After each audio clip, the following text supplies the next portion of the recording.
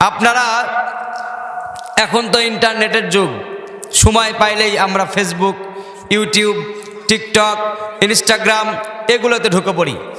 অনেক মা বোনেরা আছেন যারা এখন বর্তমান টিকটকের মধ্যে ঢুকে পড়েছেন, টিকটক করতেছেন, দুনিয়াবি স্বার্থের জন্য তারা এই কাজগুলো করতেছেন।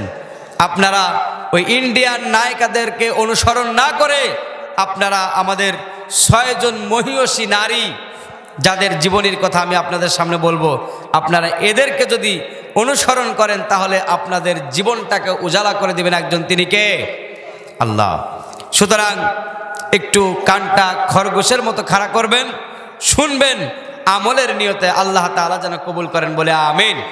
সর্বপ্রথম আমি যার কথা বলবো হযরত মা হাজেরা আলাইহিস সালাতু ওয়াস সালাম।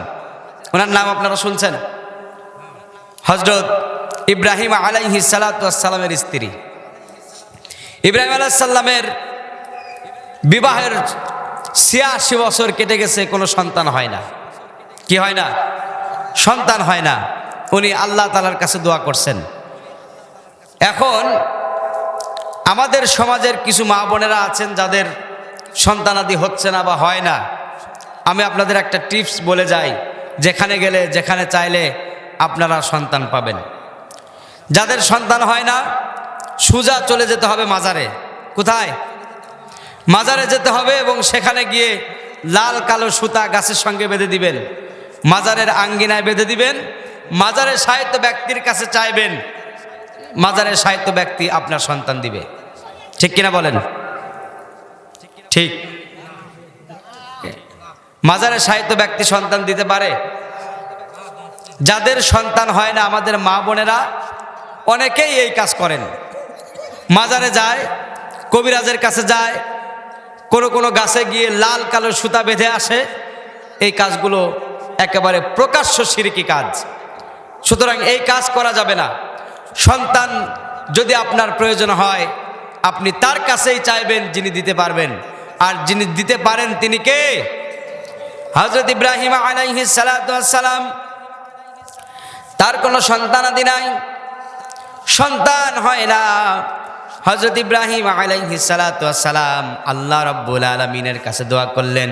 ইব্রাহিম আলাইহিস সালাম বললেন, রব্বি হাবলি মিনাস সলিহিন।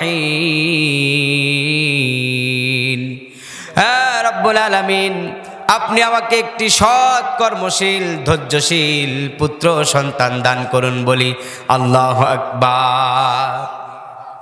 এই দোয়া করলেন, দোয়া অ্যাকসেপ্ট হলো, দোয়া আল্লাহ তাআলা কবুল করলেন। আল্লাহ তাআলা তার ডাকে সাড়া দিলেন এবং আল্লাহ তাআলা জানায় দিলেন, তোমার দোয়া কবুল হলো, আমি তোমাকে একটা সৎ কর্মশীল সন্তান পুত্র সন্তানের সুসংবাদ দিয়ে দিলাম। একটা সন্তান হলো 86 বছর বয়স। এই 86 বছর বয়সে ছোট্ট নবজাতক শিশুকে হযরত ইব্রাহিম আলাইহিস সালাতু ওয়াস সালাম তার স্ত্রীর সাথে করে রেখে আসলেন কোথায় জানেন? মরুভূমিতে। সেখানে অল্প কিছু খাবার আর অল্প কিছু পানি দিয়ে আসলেন। হাজেরা আলাইহিস সালাতু ওয়াস সালাম বললেন, ওগো ইব্রাহিম, আপনি আমাদেরকে এখানে কেন রেখে যাচ্ছেন? আমার এই নবজাতক শিশু, একেবারে বাচ্চা শিশু, এত বড় রোদের মধ্যে, যে রোদের মধ্যে চাল রেখে দিলে সেটা মুড়িতে পরিণত হয়ে যায়, বালু যদি মানুষের গায়ে লাগে সেখানে ফুসকা পড়ে যায়, এমন উত্তপ্ত রোদের মধ্যে, মরুভূমির মধ্যে আপনি আমাদেরকে কেন রেখে যাচ্ছেন? আপনার নিয়তটা কি একটু বলে যান। হযরত ইব্রাহিম আলাইহিস সালাতু ওয়াস সালাম বাকরুদ্ধ হয়ে গেছে, কোনো কথা বলতে পারতেছে না। বলেন তো দেখি, আপনাদেরকে যদি এমনটা আদেশ করা হতো, আপনার স্ত্রী এবং নবজাতক শিশুকে যদি বলতো যে চরের উপরে রেখে আসো, আমরা কি পারতাম? আমরা পারতাম না। কিন্তু হযরত ইব্রাহিম আলাইহিস সালাতু ওয়াস সালাম উনি রেখে আসছেন। উনার কাছে যখন জিজ্ঞাসা করেছেন যে আপনি আমাদেরকে এখানে কেন রেখে যাচ্ছেন, ইব্রাহিম আলাইহিস সালাম বারবার আকাশের দিকে তাকাচ্ছেন। হাজেরা আলাইহিস সালাতু ওয়াস সালাম বুঝতে পারলেন। উনি বললেন যে বুঝতে পেরেছি, এটা আল্লাহ তাআলার পক্ষ থেকে আপনাকে অনুমতি দেওয়া হয়েছে, অর্ডার করা হয়েছে, এই জন্যই আপনি আমাদেরকে এখানে রেখে যাচ্ছেন। সুতরাং আপনাকে আমার আর কোনো প্রয়োজন নাই, আপনি চলে যান। আপনাকে যে আমাদেরকে এখানে রেখে যেতে বলেছেন সেই আল্লাহ আমাদের জন্য যথেষ্ট, বলি সুবহানাল্লাহ। মা হাজরা আলাইহিস সালাতু ওয়াস সালামকে সেখানে রেখে আসলেন। সেখানে রেখে আসার পর কয়েকদিনের মধ্যেই তাদের খাবার শেষ হয়ে গেছে। তাদের কোনো পানি নাই। হযরত মা হাজরা আলাইহিস সালাতু ওয়াস সালাম মরুভূমির মধ্যে দূরে যখন তাকায় তখন মনে করে ওই তো পানির সাগর দেখা যায়। উনি দৌড়ায় সেখানে যান। যতই দূরে আগায় যান ততই দেখা যায় যে সামনেই মনে হয় সাগর। আসলেও কি সাগর? উনি বালি দেখতেছেন, মনে করতেছে মনে হয় পানির সাগর। দৌড়ায় একদিকে যাচ্ছে, আবার যখন পিছনের দিকে তাকাচ্ছে তখন মনে হচ্ছে যেন পিছনের দিকে পানির সাগর। এরকমটা দৌড়াদৌড়ি শুরু করেছেন। এই দৌড়াদৌড়িটা আল্লাহ রব্বুল আলামিনের এত বেশি ভালো লেগেছেন, যারা এখনো হজ করতে যায় সেখানে গিয়ে কিন্তু সাফা এবং মারওয়া পাহাড়ে দৌড়াদৌড়ি করতে হয়। কথা বলেন ঠিক কিনা? আল্লাহ রব্বুল আলামিন বলেন, ইন্নাস সাফা ওয়াল মারওয়াতা মিন শাআইরিল্লাহ। আল্লাহ রাব্বুল আলামিন বলেন, যারা হজ করতে যাবে তাদের জন্য সাফা এবং মারওয়ায় দৌড়াদৌড়ি করা আমি আল্লাহ রাব্বুল আলামিন ওয়াজিব করে দিলাম। বলি সুবহানাল্লাহ। হাজরা আলাইহিস সালাম দৌড়াদৌড়ি করছে। দৌড়াদৌড়িটা আল্লাহ তাআলার কাছে এত পছন্দ হয়েছে যে যারা হজ করতে যাবে তারা সাফা এবং মারওয়া পাহাড়ে দৌড়াদৌড়ি করবে। এরপরে পানি নাই, উনি কি করবেন? উনি যখন তার সন্তানকে, নবজাতক শিশুকে রেখে পানির খোঁজে গেছে, নবজাতক শিশু হযরত ইসমাঈল আলাইহিস সালাতু ওয়াস সালামের এত পানির তৃষ্ণা লেগেছে, উনি ছটফট করতে শুরু করেছেন। ছটফট করতে করতে পায়ের আঘাতে আল্লাহ রাব্বুল আলামিন জিবরাইল আলাইহিস সালাতু ওয়াস সালাম ইব্রাহিম আলাইহিস সালামকে পাঠিয়ে দিলেন। পাঠায় বললেন, ইসমাঈল যেখানে পা দিয়ে আঘাত করেছেন সেখানে পানির নহর করে দাও। জিবরাইল আলাইহিস সালাম আসলেন। হযরত ইসমাঈল আলাইহিস সালাতু ওয়াস সালাম যেখানে পা দিয়ে আঘাত করেছেন সেখানে পানির নহর তৈরি করে দিয়েছেন একজন, তিনি কে? হাজরা আলাইহিস সালাতু ওয়াস সালাম পানির খোঁজ করতে গিয়েছেন। ফিরে যখন এসেছেন দেখতেছেন পানি সেখানে নহর ছুটতেছে। হাজরা আলাইহিস সালাতু ওয়াস সালাম পানি দেখে অবাক হলেন। উনি চিন্তা করলেন এখানে পানি কিভাবে আসলো। এবার চিন্তা করতেছেন যেহেতু পানি চলে এসেছে, পানিটা আমি আটকায় ফেলি। উনি চারদিকে বালি দিয়ে বাঁধ দিচ্ছেন, পানিগুলো আটকানোর চেষ্টা করতেছেন। পানি তারপরেও ফিনকি দিয়ে বের হয়ে চলে যাচ্ছেন। উনি তারপরেও চেষ্টা করতেছেন। উনি চেষ্টা করতেছেন আর বলতেছেন জাম জাম, মানে থাম থাম। পানি চলে যাচ্ছে, উনি পানি আটকানোর চেষ্টা করতেছে আর বলতেছে জাম জাম, মানে থাম থাম, পানি যাস না, পানি ফুরায় গেলে আমি খাবো কি? আল্লাহ তাআলার কাছে হাজরা আলাইহিস সালাতু ওয়াস সালামের এই বাক্যটা এত বেশি ভালো লেগেছে যে এখন যেখানে জমজম কূপের পানি আমরা নিয়ে আসি ওই নামটা আল্লাহ তাআলার কাছে এত বেশি পছন্দ হয়েছে যে ওইখানের নামটা আল্লাহ তাআলা জমজম বানাই দিয়েছে। বলি সুবহানাল্লাহ। সারা পৃথিবীর মানুষ কিন্তু এখন সেই পানি খাচ্ছে। সেই পানি কি এখনো ফুরাইছে? কিয়ামত পর্যন্ত ফুরাবে? ফুরাবে না। এই যে সেখানে রেখে আসলো, সেখানে যে তাকে রেখে আসা হলো সে কিন্তু তাওয়াক্কুল করেছে একজনের উপরে, তিনি কে? সুতরাং আমার মা বোনদের জন্য শিক্ষা হচ্ছে যে সব সময় তাওয়াক্কুল করতে হবে, ভরসা করতে হবে একজনের উপর, তিনি কে? আল্লাহ। শুধু মা বোনরা না, আমরা এখানে যারা আছি আমরাও তাওয়াক্কুল করব একজনের উপরে, তিনি আমাদের আল্লাহ। এরপরে 2 নাম্বার যাদেরকে ফলো করতে হবে, হযরত আসিয়া আলাইহিস সালাতু ওয়াস সালাম, কুখ্যাত সন্ত্রাস ফেরাউনের স্ত্রী, উনি ইসলাম ধর্ম গ্রহণ করেছেন। শুধু ইসলাম ধর্ম উনি একাই গ্রহণ করেন নাই, তার সাথে ফেরাউনের অর্থমন্ত্রীর স্ত্রী, সেও ইসলাম ধর্ম গ্রহণ করেছেন। একটা সময় ফেরাউনের কান পর্যন্ত আওয়াজ পৌঁছে গেল, কথা চলে গেল যে আমার স্ত্রী এবং আমার অর্থমন্ত্রীর স্ত্রী দুইজনে মিলে তারা ইসলাম ধর্ম গ্রহণ করেছেন। তাদেরকে ডাকা হলো, তাদেরকে তাদেরকে জিজ্ঞাসা করা হলো, তোমরা কি আমার উপর থেকে ঈমান ছেড়ে দিয়ে মুসার প্রতি ঈমান এনেছো কিনা? তারা এক কথায় জবাব দিলেন, হ্যাঁ, আমরা মুসাকে নবী বলে। ফেরাউন বললেন, ওগো আসিয়া, তোমরা যে কাজ করেছো এর পরিণতি কি তোমরা কি জানো? আসিয়া আলাইহিস সালাতু ওয়াস সালাম বললেন, পরিণতি যাই হোক, আল্লাহর উপর যখন ঈমান এনেছি এই ঈমান থেকে আমরা এক চুল পর্যন্ত সরে যাব না, এক চুল পর্যন্ত সরে যাব না, যাই করেন না কেন। এরপরে ফেরাউন বললেন, তাহলে প্রস্তুতি গ্রহণ করো। অর্থমন্ত্রীর স্ত্রীর কোলে একটা নবজাতক শিশু ছিল, সেই শিশুটাকে তার কোল থেকে ছো মেরে নিয়ে নেওয়া হলো এবং তাকে থ্রেট দেওয়া হলো, বলল যে এই শিশুকে তোমার সামনে এখন আমি টকবগে তেলের মধ্যে ছেড়ে রোস্ট করব, সুতরাং তার আগেই তুমি মুসার কাছ থেকে ফিরে আমি ফেরাউনের প্রতি তুমি ঈমান গ্রহণ করো। ফেরাউনের অর্থমন্ত্রীর স্ত্রী বললেন, কখনোই না, আমি যার উপরে ঈমান এনেছি তার থেকে এক চুল পর্যন্ত আমি ঈমান সরাবো না। এই কথা বলার সাথে সাথে তার নবজাতক শিশুকে গরম তেলের মধ্যে ছেড়ে দেয়া হলো। চোখের সামনে, মার সামনে সন্তানকে তেলের মধ্যে রোস্ট করা হলো। মা কান্নাকাটি শুরু করেছেন, তেলের মধ্যে থেকে আওয়াজ আসতেছেন, ওগো মা, আপনি দেখতেছেন আমাকে তেলের মধ্যে রোস্ট করা হচ্ছে, আমার কি কষ্ট হচ্ছে এটা আপনি মনে করতেছেন, আসলে এটা কষ্টের কোনো জায়গা না। সুতরাং আপনি যার উপরে ঈমান এনেছেন সেই ঈমান থেকে এক চুল পরিমাণ আপনি সরে যাবেন না, এক চুল পর্যন্ত আপনি সরে যাবেন না। অর্থমন্ত্রীর স্ত্রী সে কিন্তু ঈমান থেকে এক চুল পর্যন্ত সরে যায় নাই, উনি ঈমানের উপরে অবিচল ছিল। কিসের উপর অবিচল ছিল? ঈমানের পথে অবিচল থেকে আমার মরণ যেন হয়, তোমারই কাছে মিনতি আমার, তোমারই কাছে মিনতি আমার, ও গো মহামহিয়ান, ঈমানের পথে অবিচল থেকে আমার মরণ যেন হয়। চিল্লায় পড়েন আমিন। আমাদেরও যেন ঈমানের উপর আমরা যেন অবিচল থাকতে পারি, যত বাধা যত বিপত্তি আসুক না কেন ঈমান থেকে যেন আমরা সরে না যাই।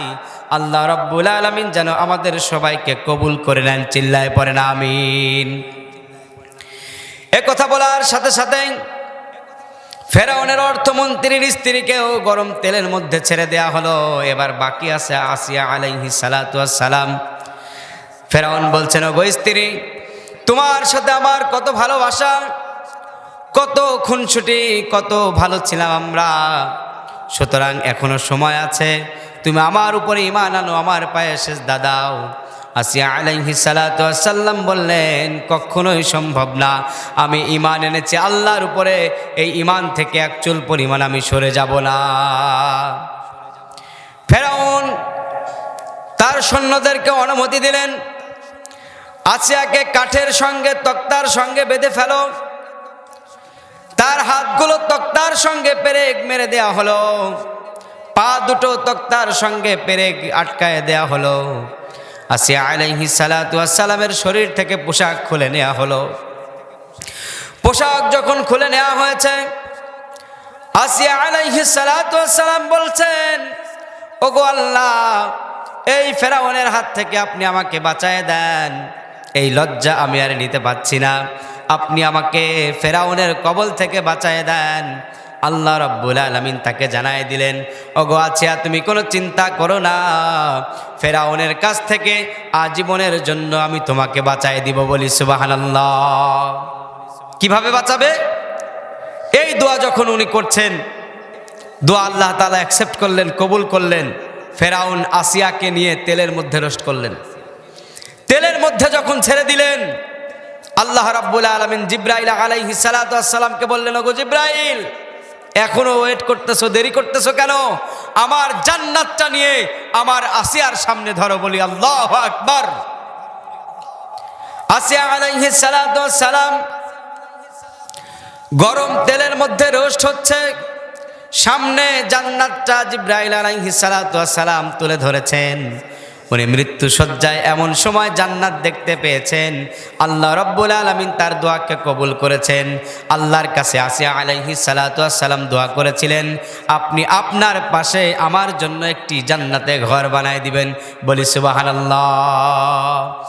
মালিক তুমি জান্নাতে, তোমার কাছে আমার একটি ঘর বানিয়ে দিও,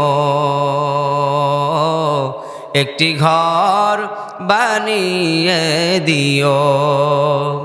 সে বিভীষিকাময় মহাদিনে তোমার প্রতিবেশী করে নিও।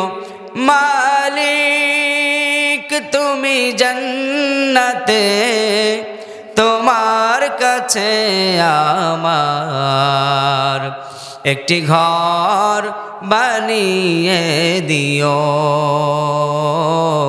একটি ঘর বানিয়ে দিও। চিল্লায় পড়েন আমিন। আল্লাহ রাব্বুল আলামিন যেন আসিয়া আলাইহিস সালাতু ওয়াস সালামের মতো আমাদের দোয়াকেও কবুল করে নেন। বলেন আমিন। আসিয়া আলাইহিস সালাতু ওয়াস সালামকে আগুনের গরম তেলের মধ্যে রেস্ট করা হলো, তাকে সেখানে হত্যা করা হলো। তারপরেও কিন্তু সে ঈমান থেকে এক চুল পরিমাণ সরে যায় নাই, ঈমানের পথেই অবিচল ছিল। আমাদের মা বোনদের জন্য, আমাদের মা বোন সহ আমাদের সকলের জন্য শিক্ষা হচ্ছে, যতই বিপদ আসুক, যতই বাধা আসুক, বিপত্তি আসুক, যতই জেলের ভয় দেখাক, যতই মামলা করুক না কেন, আমরা ঈমান থেকে এক চুল পরিমাণ সরে যাব। আল্লাহ তাআলা যেন কবুল করেন। বলেন আমিন। এরপরে 3 নাম্বার হচ্ছে যাদেরকে আমার মা বোনেরা ফলো করবে, তার নাম হচ্ছে হযরত খাদিজা রাদিয়াল্লাহু তাআলা আনহা। খাদিজা রাদিয়াল্লাহু তাআলা আনহা রাসূল সাল্লাল্লাহু আলাইহি ওয়াসাল্লামকে এত বেশি ভালোবাসতেন যে উনি রাসূল সাল্লাল্লাহু আলাইহি ওয়াসাল্লামকে যখন জেলখানায় ঢোকানো হলো, শিহাবে আবু তালেবে যখন তাকে রাখা হলো, তখন তার সাথে তার স্ত্রী হযরত খাদিজা রাদিয়াল্লাহু তাআলা আনহু 3 বছর আল্লাহ রাসূলের সঙ্গে জেলখানায় ছিল। ঠিক কিনা বলেন? সেখানে খেয়ে না খেয়ে আল্লাহ রাসূলের সঙ্গে দিন পার করেছেন। শুধু তাই নয়, রাসূল সাল্লাল্লাহু আলাইহি ওয়াসাল্লাম যখন হেরার পাহাড়ের উপরে যখন ধ্যানে ছিলেন, তখন প্রত্যেকটা দিন খাদিজা রাদিয়াল্লাহু তাআলা আনহা আল্লাহ রাসূল সাল্লাল্লাহু আলাইহি ওয়াসাল্লামের জন্য খাবার সরবরাহ করতেন, উঁচুতে খাবার নিয়ে যেতেন, সব কাজে আল্লাহ রাসূলকে শেল্টার দিতেন, সাহস জুগাতেন। একটা সময় এমন আসলো, হযরত খাদিজা রাদিয়াল্লাহু তাআলা আনহা উনি ইন্তেকাল করলেন। তাকে দাফন করা হলো। দাফন করে আল্লাহ রাসূল সাল্লাল্লাহু আলাইহি ওয়াসাল্লাম কবরের পাশেই দাঁড়িয়ে আছেন। আবু বকর রাদিয়াল্লাহু তাআলা আনহু বলছেন, ইয়া রাসূলুল্লাহ, ইয়া হাবিবাল্লাহ, হুজুর দাফন কার্য তো শেষ হয়ে গেছে, দাফন করা তো শেষ হয়ে গেছে, চলেন চলে যাই। আল্লাহ রাসূল বললেন, ওগো আবু বকর, তোমার যদি তাড়া থাকে, তোমার যদি ব্যস্ততা থাকে, তুমি চলে যেতে পারো। আমি আমার খাদিজার কবরের সওয়াল জবাব দিয়ে তারপরে এখান থেকে যাব। বলি সুবহানাল্লাহ।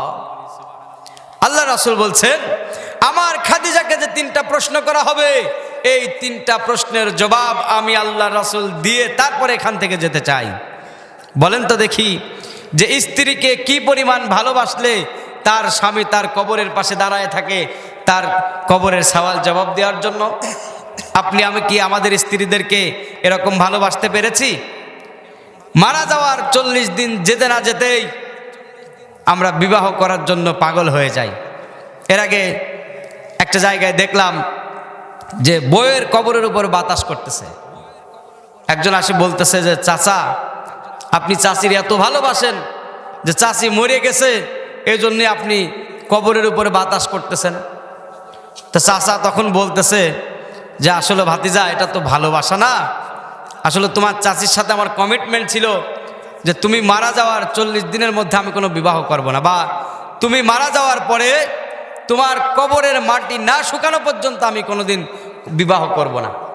সুতরাং তোমার চাচির কবরের মাটি শুকাতে দেরি হচ্ছে, এই জন্যই বাতাস করতেছি যত তাড়াতাড়ি কবরের মাটি শুকায় যাবে তত তাড়াতাড়ি আমি বিবাহ করতে পারবো। আমরা বিবাহের জন্য পাগল হয়ে যাই, কিন্তু আল্লাহর রাসূল তার কবরের সওয়াল জবাব দেওয়ার জন্য পাগল হয়ে গেছে। আল্লাহ রাব্বুল আলামিন এই দৃশ্য দেখার পরে আর সহ্য করতে পারে নাই। আল্লাহ রাব্বুল আলামিন জিবরাইল আলাইহিস সালাতু ওয়াস সালামকে পাঠিয়ে দিয়েছেন। জিবরাইল আলাইহিস সালাম এসে বলছেন, ইয়া রাসূলুল্লাহ, ইয়া হাবিবাল্লাহ, কষ্ট করে আপনাকে আর কবরের পাশে দাঁড়ায় থাকার কোনো দরকার নাই। আল্লাহ রাব্বুল আলামিন আমাকে জানায় দিয়েছেন খাদিজা রাদিয়াল্লাহু তাআলা আনহার কবরে যে প্রশ্ন করা হবে, এই প্রশ্নের জবাব স্বয়ং আল্লাহ রাব্বুল আলামিন নিজে দিয়ে দিবেন। বলি আল্লাহু আকবার। স্বয়ং আল্লাহ তাআলা আপনার স্ত্রীর কবরের সওয়াল জবাব দিয়ে দিবে, এখানে আপনার কষ্ট করে দাঁড়ায় থাকার কোনো দরকার নাই। এবার চিন্তা করেন যে কতটা স্বামীকে ভালোবাসলে আল্লাহ তাআলা তার কবরের সওয়াল জবাব পর্যন্ত দিয়ে দেয়। এই ফজিলত, এই সুযোগটা খাদিজা রাদিয়াল্লাহু তাআলা আনহা কেন পেয়েছেন? এই জন্য পেয়েছেন যে উনি আল্লাহ রাসূল সাল্লাল্লাহু আলাইহি ওয়াসাল্লামকে অত্যাধিক ভালোবাসতেন, স্বামী ভক্ত একজন নারী ছিলেন উনি। খাদিজা রাদিয়াল্লাহু তাআলা আনহার যখন মৃত্যু হয়েছে, মৃত্যুর পরেও আল্লাহ রাসূল যখন নামাজ শেষ করে হাত তুলে হযরত খাদিজা রাদিয়াল্লাহু তাআলা আনহার জন্য দোয়া করতেন। আয়েশা রাদিয়াল্লাহু তাআলা আনহা একদিন বলছেন, ইয়া রাসূলুল্লাহ, ইয়া হাবিবাল্লাহ, একজন বুড়ি মহিলা, একজন বয়স্ক নারী যিনি মারা গেছেন, তার জন্য তার কথা আপনি এখনো ভুলতে পারেন নাই কেন? তার জন্য আপনি এখনো কেন দোয়া করেন? আপনার ওই স্ত্রীর থেকে কি সুন্দরী স্ত্রী আপনি আর পান নাই? তার জন্য তার কথা কেন আপনার এত মনে পড়ে? মেয়ে মানুষ একটু হিংসা বেশি হয়, স্বামীর ভাগ্যে দিতে চায় না। আয়েশা রাদিয়াল্লাহু তাআলা আনহাও চাচ্ছেন যে তার স্বামী যেন অন্য কোনো নারীর কথা মনে না করে।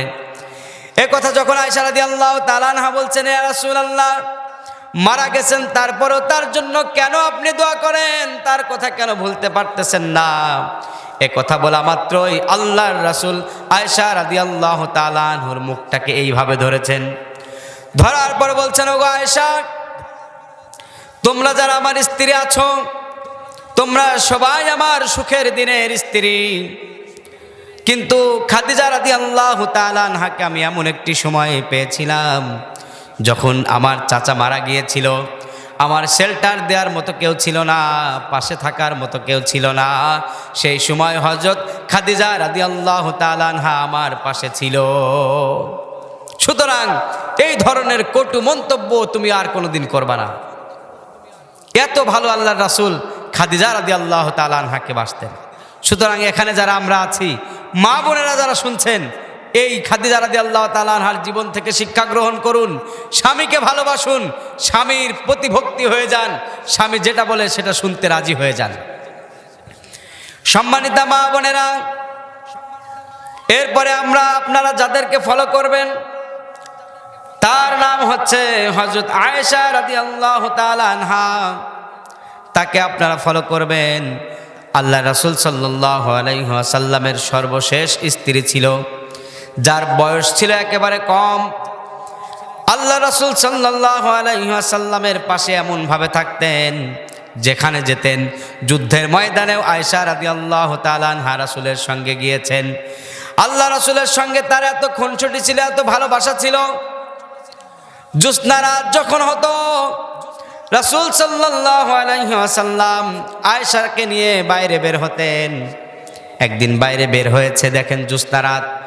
আল্লাহ রাসূল বলছেন, ওগো আয়েশা, চলো একটু দৌড় দেই, দেখি কে আগে যেতে পারেন। আয়েশাও রাজি হয়ে গেলেন, ঠিক আছে। দৌড় দিলেন, দৌড়ায় আয়েশা রাদিয়াল্লাহু তাআলা আনহা আগে চলে গেলেন। বলি সুবহানাল্লাহ। আয়েশা রাদিয়াল্লাহু তাআলা আনহা একটু আগে চলে গেলেন। যাওয়ার পর উনি মহা খুশি, ইয়া রাসূলুল্লাহ, দৌড় দিয়ে আমি আপনাকে হারাই দিছি। আল্লাহ রাসূল কিন্তু একথা ভুলে যায় নাই। বেশ কিছুদিন পর আবার এরকম বাইরে বের হয়েছে জ্যোৎস্না রাত। আল্লাহ রাসূল বলছেন, ওগো আয়েশা চলো আজকে একটু দৌড় দেই। সেদিন দৌড় দিলেন। আয়েশা রাদিয়াল্লাহু তাআলা আনহাকে টপকায়ে আল্লাহ রাসূল সাল্লাল্লাহু আলাইহি ওয়াসাল্লাম আগে চলে গেলেন। যাওয়ার পরে বলছেন, ওগো আয়েশা ওই দিনের জবাব আজকে এই দিনে তোমাকে দিয়ে দিলাম। কত ভালোবাসা ছিল তাদের মধ্যে, একসঙ্গে খেতে বসতো। আল্লাহ রাসূল সাল্লাল্লাহু আলাইহি ওয়াসাল্লাম হাড্ডি চাবায় রেখে দিতেন, সেই হাড্ডি নিয়ে আয়েশা রাদিয়াল্লাহু তাআলা আনহা হাড্ডি চাবায় রেখে দিলে আল্লাহ রাসূল সেটা নিয়ে চাবাতে শুরু করতেন। পানির গ্লাসে আয়েশা রাদিয়াল্লাহু তাআলা আনহা যেখানে মুখ লাগায় পানি খেতেন, একই জায়গায় রাসূল সাল্লাল্লাহু আলাইহি ওয়াসাল্লাম মুখ লাগায় পানি খেতেন। কিন্তু আমরা স্বামীরা এখন এটা করতে চাই না। আমি বাস্তব একটা ঘটনা দেখলাম। আমার এক আত্মীয় বাড়ি গিয়েছি, তারা অনেকটাই মুরব্বী হয়ে গেছে। দুইজনই খাইতে বসছে, স্বামী এবং স্ত্রী। খাইতে বসার পরে স্ত্রীর গলায় ভাত অথবা একটা কিছু বেঁধে গেছে, পানি খাবার খুব প্রয়োজন। এখন পানির গ্লাস রয়েছে স্বামীর কাছে। স্ত্রী এত করে বলতেছে, গলায় বাঁধে গেছে, গ্লাসটা দাও। উনি বলতেছে যে পানি তুমি অন্য গ্লাসে ভরে খাও। উনি শেষ পর্যন্ত পানি দিলেন না, উনি শেষ পর্যন্ত পানি গ্লাসে ভরে খেয়ে তারপরে জীবন বাঁচালেন। বলেন তো দেখি, আয়েশা রাদিয়াল্লাহু তাআলা আনহা এবং রাসূলের সম্পর্কের হাদিস যদি তাদের জানা থাকতো, তারা কি এই কাজ করত? এই কাজ কিন্তু তারা করতেন না।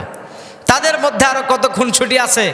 আল্লাহ রাসূল সাল্লাল্লাহু আলাইহি ওয়াসাল্লাম রাষ্ট্রীয় কাজ সেরে যখন বাসায় আসছেন, আসার পরে দেখেন যে আয়েশা রাদিয়াল্লাহু তাআলা আনহা উনি চুলার উপরে বসে আছেন, রুটি সেকে সেকে উনি রেখেছেন, আর ছাগলে এসে সেই রুটিগুলো খেয়ে যাচ্ছেন। আল্লাহ রাসূল যখন ক্ষুধার্ত অবস্থায় বাসায় আসলেন, আসার পরে এই দৃশ্য দেখলেন। বলেন তো দেখি যে আপনি আমি হলে পরে কি করতাম? আপনি যদি মাঠের থেকে আসতেন, আপনার হাতে যে নাংলা লঠি থাকতো, এইটা দিয়ে কিন্তু আপনি মার শুরু করতেন যে তুমি পিঠা বানায় রেখে তো ছাগল খাচ্ছে আর তুমি চুলার উপরে বসে বসে ঘুমাচ্ছ না। এই কাজই তো করে নাকি বলেন? এই কাজ অনেক স্বামী আছে, স্ত্রীর একটু পান থেকে খুচুন খসলেই তাদেরকে মারধর শুরু করে। এই কাজ করা যাবে না। আল্লাহ রাসূল কি করলেন? আল্লাহ রাসূল সাল্লাল্লাহু আলাইহি ওয়াসাল্লাম মা আয়েশা রাদিয়াল্লাহু তাআলা আনহার মাথার উপরে হাত দিলেন। আয়েশা রাদিয়াল্লাহু তাআলা আনহা উনি চেতন হয়ে গেলেন, ঘুম ভেঙে গেল। ঘুম ভাঙার পরে আল্লাহ রাসূলকে দেখে উনি চমকে উঠলেন, ভয় পেয়ে গেলেন। দেখলেন যে যত রুটি আমি সেকে সেকে রেখেছিলাম সব রুটিগুলো ছাগলে খেয়ে গেছে। এখন আমার স্বামীকে আমি কি খেতে দেব? আমার স্বামী যেহেতু এখন এখানে উপস্থিত হয়ে গেছে, কি করার আছে? আল্লাহ রাসূল তাকে রাগ করেন নাই, চোখ রাঙায় নাই, ভুরু ফুসকায় কোনো কথা বলে নাই। আল্লাহ রাসূল সাল্লাল্লাহু আলাইহি ওয়াসাল্লাম বললেন, ও আয়েশা ভয় কেন পাচ্ছ? আমরা নতুন করে আবার শুরু করি, আমি রুটি বলে দেই, তুমি সেকতে শুরু করো। বলি সুবহানাল্লাহ। বলেন তো দেখি, স্ত্রী এমনিই ভয় পেয়ে গেছে, এরপরে যদি আপনি মারেন তাহলে ওই স্বামী কি, ওই স্ত্রী কি আর আপনাকে ভালোবাসবে? কথা বলতে হবে, ভালোবাসবে নাকি? আল্লাহ রাসূল তাকে কিছুই বললেন না, চোখও রাঙালেন না, ভুরু ফুসকায় কথা বললেন না, ভালোবেসে বললেন যে চলো আমরা আবার নতুন করে শুরু করি, আমি রুটি বলে দেই, তুমি সেকতে শুরু করো। তাদের সম্পর্কটা ছিল এমন। আল্লাহ রাসূল সাল্লাল্লাহু আলাইহি ওয়াসাল্লামের সাথে আয়েশা রাদিয়াল্লাহু তাআলা আনহা উনি সব সময় থাকার কারণে সব থেকে বেশি হাদিস উনি মুখস্থ করেছেন। 2010টা হাদিস উনি মুখস্থ করেছেন। বলি সুবহানাল্লাহ।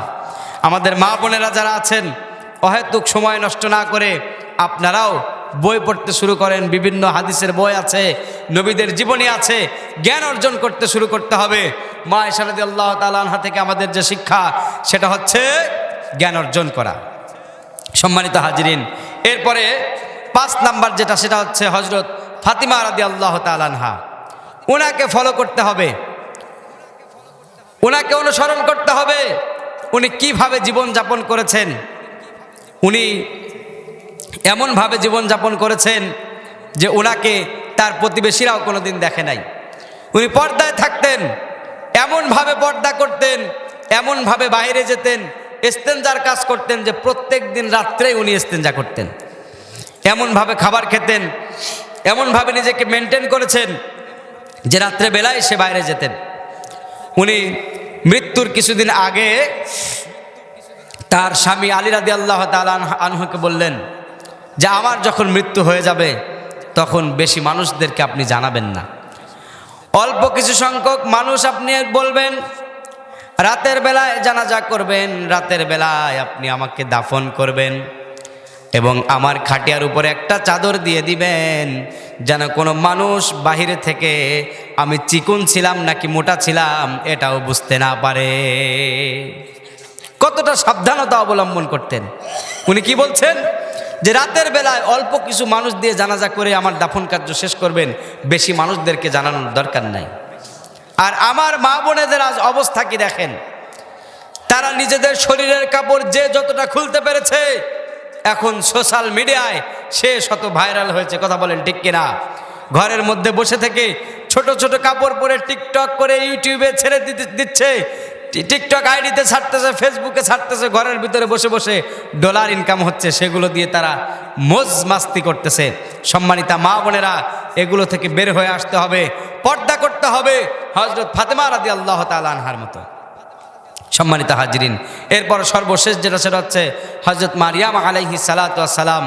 উনার জীবন থেকে শিক্ষা কি? উনি সব সময় ইবাদতে মশগুল থাকতেন। ওনাকে মসজিদের খাদেমের দায়িত্ব দেওয়া হয়েছিল। উনি সারাদিন মসজিদ ক্লিন করতেন, পরিষ্কার করতেন, আর মুখে উচ্চারণ করতেন লা ইলাহা ইল্লাল্লাহ, লা ইলাহা ইল্লাল্লাহ, লা ইলাহা ইল্লাল্লাহ, লা ইলাহা ইল্লাল্লাহ মুহাম্মাদুর রাসূলুল্লাহ সাল্লাল্লাহু। হযরত মারিয়াম আলাইহিস সালাম থেকে আমাদের মা বোনদের জন্য শিক্ষা হচ্ছে তারা সব সময় ইবাদতের ভিতরে থাকবে। কাজ করতেছে, মুখে একটু জিকির করুন, একটু অবসর সময় পাইছেন একটু দরুদ শরীফ পড়ুন, জিকির করুন, নামাজ পড়ুন, পর্দায় থাকুন, ভালো কাজ করুন। এই কাজগুলো আমাদের করতে হবে। তাহলে আমাদের মা বোনদের জন্য 6টা নারীর যদি তারা অনুসরণ করে, অনুকরণ করে, তাহলে তাদের জীবনকে পরিবর্তন করে দিবেন একজন, তিনি কে? আল্লাহ। মা বোনদের জন্য জান্নাতে যাওয়া খুব সহজ, কিন্তু জাহান্নামের মধ্যে আল্লাহ রাসূল মিরাজ থেকে ফিরে এসে বলেন যে জাহান্নামের মধ্যে আমি সব থেকে দেখতে পেয়েছি মা বোনেরা বেশি আছে। মা বোনেরা জাহান্নামের মধ্যে বেশি আছে। কেন বেশি আছে? তারা 2টা কারণে জাহান্নামে বেশি যায়। একটা হচ্ছে তারা অকৃতজ্ঞ। স্বামী সারা জীবন ধরে আপনার জন্য কষ্ট করে, আপনার জন্য পোশাক আশাক কিনে দেয়, আপনার সব কথা শোনে, যদি কোনোদিন কোনো আবদার পূরণ করতে না পারে তাহলে ওই নারী হুট করে বলে ফেলে যে তুমি আমার জন্য জীবনে কিছুই করো নাই। বলে কি বলে না?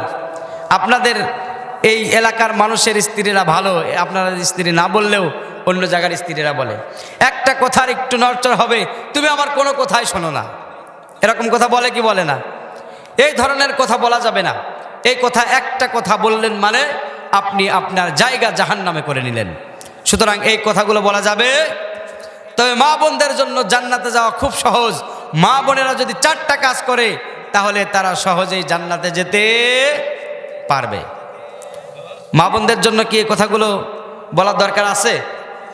আপনারা যারা আছেন এই 4টা কথাগুলো বাড়িতে গিয়ে জানাই দিবেন। বাড়িতে গিয়ে আপনারা আপনাদের স্ত্রীদের কাছ থেকে ইন্টারভিউ নেবেন যে হুজুর আজকে কি ওয়াজ করছে, কোন 4টা কাজ করলে জান্নাতে যাওয়া যাবে বলো।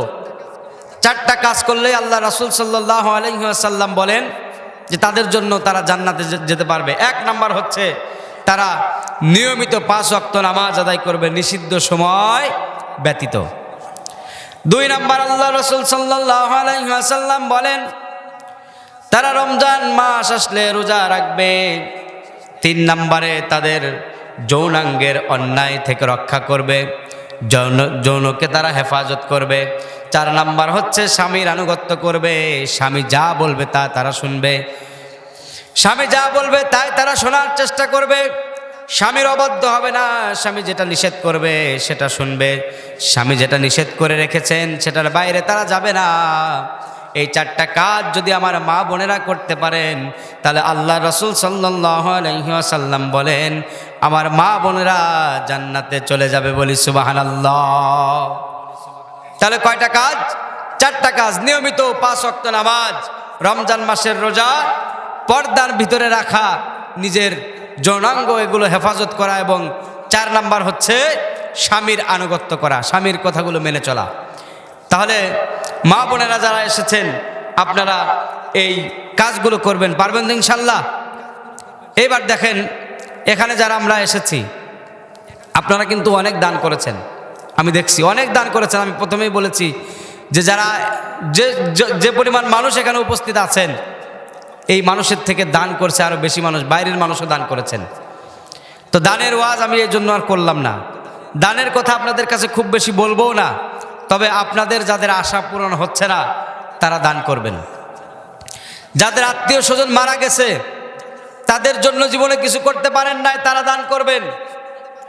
এরপরে অভাবে আছেন দান করবেন।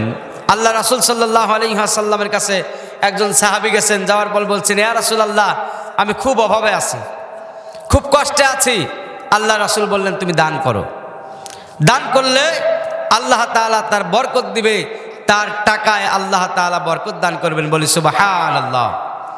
একদিন ফাতেমা রাদিয়াল্লাহু তাআলা আনহা উনি অসুস্থ হয়েছেন, গায়ে খুব জ্বর আসছে। এমন সময় তার স্বামীর কাছে একটা আবদার করেছেন। কি আবদার? আবদারটা হচ্ছে যে আমি একটি বেদেনা খাবো, আমার জন্য একটি বেদেনা আনবেন। কিন্তু আলী রাদিয়াল্লাহু তাআলা আনহু অত্যন্ত গরিব একজন সাহাবী ছিল। এই গরিব সাহাবী উনি কি করলেন? বাইরে বের হলেন, মানুষের কাছে কাজ করলেন, কাজ করার পর কিছু টাকা হলো, উনি একটা বেদেনা কিনলেন তার স্ত্রীর জন্য। এবার বলেন তো আপনাদের স্ত্রী যদি অসুস্থ হয়, অসুস্থ হওয়ার পরে যদি আপনাদের কাছে কোনো কিছু চায় আপনারা কি দেন? আমরা দেই কিনা? এমনি সময় চাইলে গরিমসি করলে গরিমসি মানুষ করতে পারে, কিন্তু যখন অসুস্থ হয় তখন আমরা চেষ্টা করি যে বউ অসুস্থ একটা জিনিস চাইছে এটা দেওয়ার জন্য আমরা আপ্যায়ন চেষ্টা করি। আলী রাদিয়াল্লাহু তাআলা আনহু সেই কাজটাই করেছেন। আলী রাদিয়াল্লাহু তাআলা আনহু উনি বাহিরে গিয়েছেন, কাজ করেছেন, একটি বেদেনা কিনেছেন, ব্যাগের মধ্যে নিয়ে আসতেছেন। পথিমধ্যে একজন পথিকের সাথে দেখা, একজন ফকিরের সাথে দেখা হয়েছে। দেখা হওয়ার পরে পথিক বলছেন আমি অসুস্থ মানুষ, আমাকে কিছু সাহায্য করুন। আলী রাদিয়াল্লাহু তাআলা আনহুর কাছে সাহায্য করার মতো কোনো কিছুই নাই, শুধু একটি বেদেনা ছাড়া। আলী রাদিয়াল্লাহু তাআলা আনহু পথিককে সরাই দিতে পারতেছে না। উনি ব্যাগের মধ্যে থেকে বেদেনাটা বের করেছেন, বের করার পরে বলছেন এটা আমার বাড়ির আমার স্ত্রীর জন্য আমি কিনেছি, সুতরাং তোমাকে দিলাম, তুমি অর্ধেকটা খাও, অন্তত ক্ষুধা নিবারণ করো।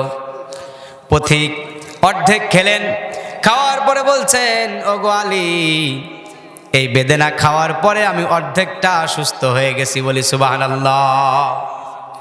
সব থেকে ইন্টারেস্টিং ব্যাপার হচ্ছে উনি বলছেন যে অর্ধেকটা খেয়ে আমি অর্ধেক সুস্থ হয়েছি, যদি এই বাকি অর্ধেকটা খাই তাহলে আমি বাকি অর্ধেকও সুস্থ হয়ে যাব। বলি সুবহানাল্লাহ। এবার আলী রাদিয়াল্লাহু তাআলা আনহু কি করবে? আলী রাদিয়াল্লাহু তাআলা আনহু দেখলেন যে অর্ধেক খাইছে, অর্ধেক সুস্থ হয়েছে, যদি আর অর্ধেক খেয়ে যদি পরিপূর্ণ সুস্থ হয় তো হোক। উনি বলছেন ঠিক আছে তুমি পুরাটাই খেয়ে ফেলো। পথিক উনি পুরাটাই খেয়ে ফেললেন। এরপরে উনি যখন বাড়িতে গেলেন, যাওয়ার পরে দেখছেন যে তার স্ত্রী দরজায় দাঁড়ায় আছে। আলী রাদিয়াল্লাহু তাআলা আনহু ভাবছেন যে তার স্ত্রী হয়তো এই বেদনার জন্য অপেক্ষা করতেছে। আলী রাদিয়াল্লাহু তাআলা আনহু বাড়িতে গেলেন। ফাতেমা রাদিয়াল্লাহু তাআলা আনহা বলছেন ওগো স্বামী ঘরের মধ্যে আসেন, আমি যে আপনাকে একটা বেদেনা আনতে বলেছিলাম, আমি অসুস্থ ছিলাম এই জন্য আমি এনে আনতে বলেছিলাম, আমি এখন পরিপূর্ণ সুস্থ হয়ে গেছি, আমার মনে হচ্ছে আপনি বেদেনাটা আমার জন্য আনতে পারেন না। সুবহানাল্লাহ। বলছে আমার মনে হচ্ছে আপনি বেদেনাটা আনতে পারেন নাই, কোনো অসুবিধা নাই, আমি তো সুস্থ হয়ে গেছি, সুতরাং আমার আর বেদেনার প্রয়োজন নাই। দেখেন এদিকে আলী রাদিয়াল্লাহু তাআলা আনহু পথে দান করার সাথে সাথেই ঘরের মধ্যে তার স্ত্রী সুস্থ হয়ে গেছে। এরকম দান যদি আমরাও করতে থাকি, আমরাও করি, তাহলে আল্লাহ তাআলা এরকম বরকত আমাদেরকেও দিতে পারেন কি পারেন না? এরপরে বরকত হিসাবে কি হলো, ওনারা যখন ঘরে খিল দিছে, দরজা আটকায় দিছে, তখন বাইরে থেকে সালমান ফার্সি রাদিয়াল্লাহু তাআলা আনহু উনি দরজায় নক করতেছে, আলী তাড়াতাড়ি দরজা খোলো, আমার মাথার চান্দি ফেটে যাচ্ছে। আলী রাদিয়াল্লাহু তাআলা আনহু দরজা খুলে দেখলেন যে তার মাথায় একটা ঝাঁকাটা তাড়াতাড়ি নামাইতে বললেন, নামালেন, দেখলেন যে ঝাঁকা ভর্তি বেদনা। বলি সুবহানাল্লাহ।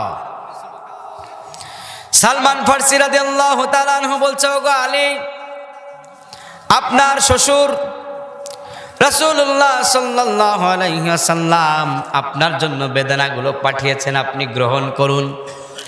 আলী রাদিয়াল্লাহু তাআলা আনহু মহা খুশি হলেন, বেদনাগুলো গুনতে শুরু করলেন, এক এক করে গুনতেছেন, 1 2 3 4 5 6 7 8 9 পর্যন্ত যখন গুনেছেন, আলী রাদিয়াল্লাহু তাআলা আনহু বলছেন, ওগো সালমান, এই বেদনা আমার নয়, তুমি নিয়ে যাও। সালমান ফার্সি বলছেন, আপনার জন্যই আপনার নাম বলে আমার কাছে পাঠিয়েছেন। আলী রাদিয়াল্লাহু তাআলা আনহু বলছেন, আমার জন্য যদি পাঠাবে তাহলে 9টা কেন, বেদনা তো ছিল 10টা। বলি সুবহানাল্লাহ।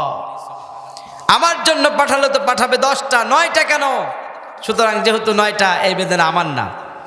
সালমান ফার্সি তখন পকেটের মধ্য থেকে আর একটা বেদনা বার করতেছে আর বলতেছে, আমিও পরীক্ষা করার জন্য একটা বেদনা সামলায় রাখছিলাম, রেখে দিয়েছিলাম, যে দেখি তুমি টের পাও কিনা।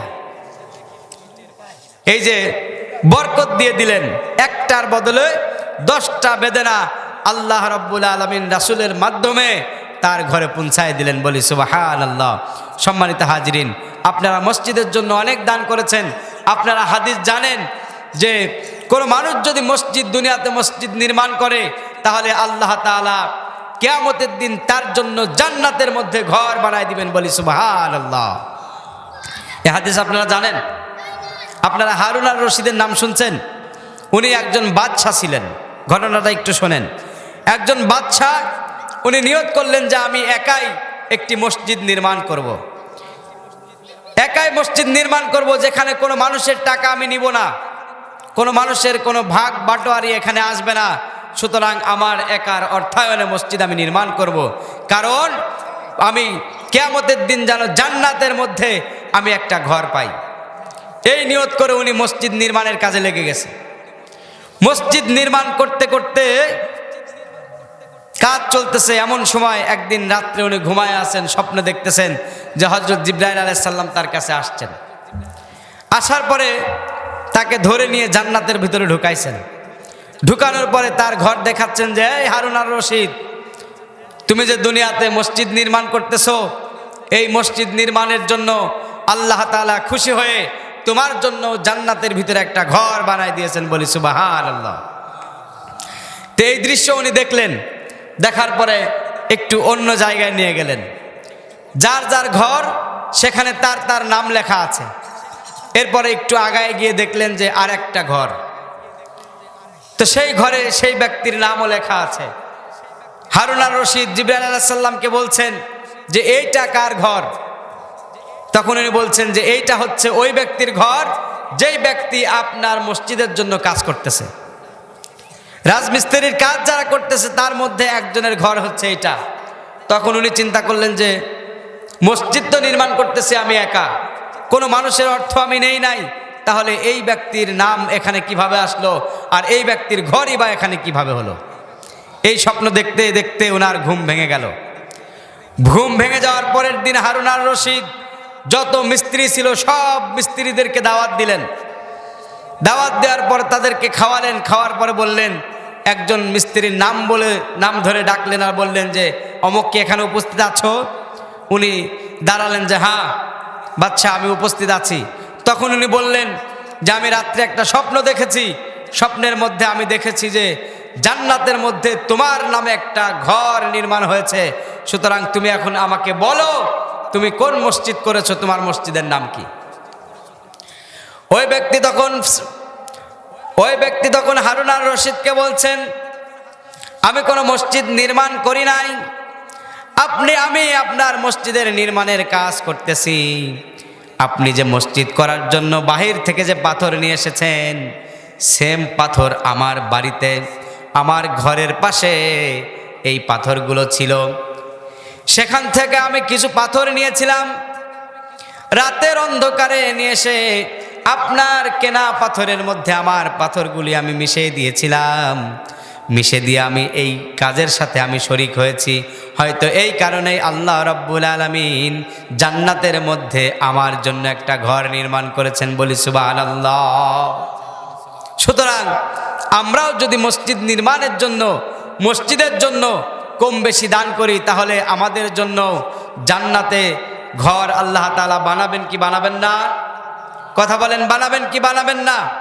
আমি আলোচনা শেষ করে দিব, তবে সর্বশেষ বলতে চাই, যদি কেউ আরও কিছু দান আপনাদের বাকি থাকে, আমার হাতে যদি কেউ কিছু দিতে চান তাহলে দিতে পারবেন। আমি কিছু সময়ের মধ্যেই আমি মোনাজাত করব ইনশাআল্লাহ।